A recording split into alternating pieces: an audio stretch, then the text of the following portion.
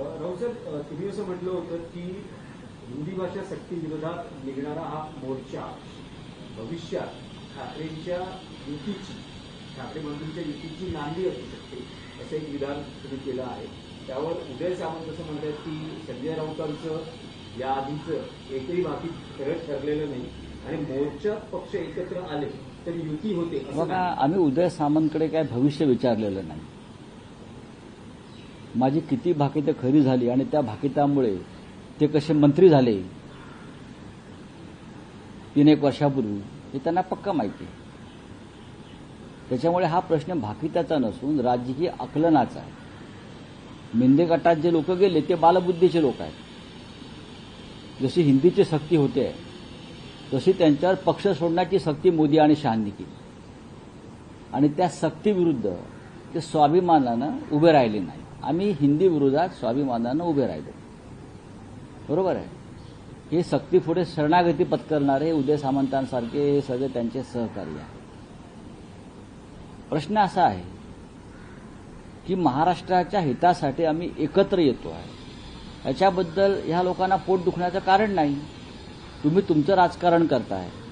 तुम्ही महाराष्ट्र द्वेषापोटी एकत्र आलेला आहात. मराठी द्वेष्टापणातून एकत्र आलेला आहात. आम्ही मराठी आणि महाराष्ट्राच्या प्रेमातून एकत्र येतोय. त्याच्यामुळे रावणांना रामराज्याचा तिटकारा येणारच, जे आहेच. उदय सामंतांनी कमीत कमी बोलावं, त्यात त्यांचं हित आहे. हा डांबराचा व्यवहार नाहीये, हा मराठी भाषेचा व्यवहार आहे.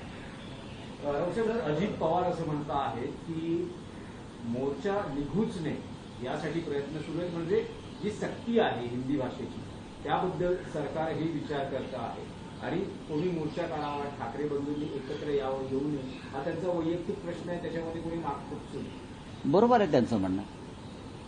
ठाकरे बंधूंनी एकत्र येण्यासंदर्भात हे जे काही आता लोक कावकाव करतात, डोमकावळे, त्यांचा हा संबंधच नाही आणि असूही नाही. आणि जर ह्या मोर्चामुळे हिंदी सक्ती सरकार रद्द करणार असेल तर आम्ही त्याचं स्वागत करू. ही महाराष्ट्राची भूमिका आहे.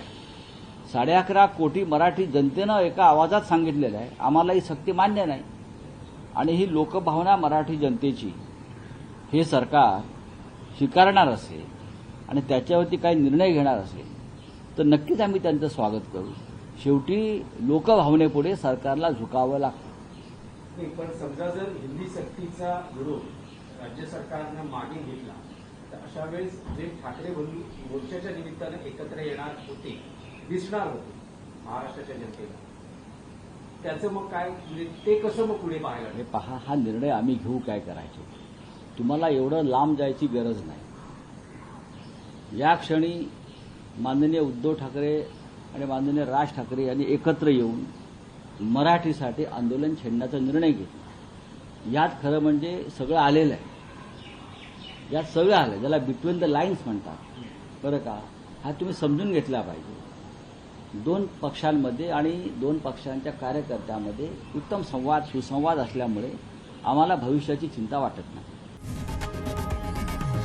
लोकशाही मराठी ऐका, पहा, जागरूक रहा.